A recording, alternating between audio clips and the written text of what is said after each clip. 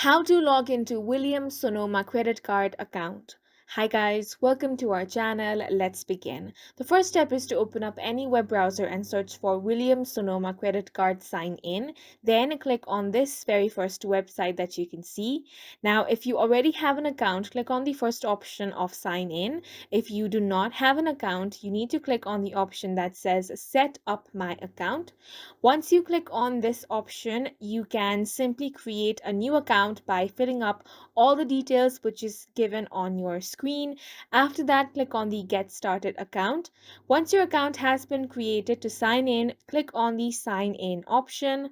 From here, you want to enter your username that you have created. Then enter your password. You can check the box that says remember me if you want to remember all the credentials. Then click on the sign in option. If you have forgotten your password or username, click on this link to retrieve it.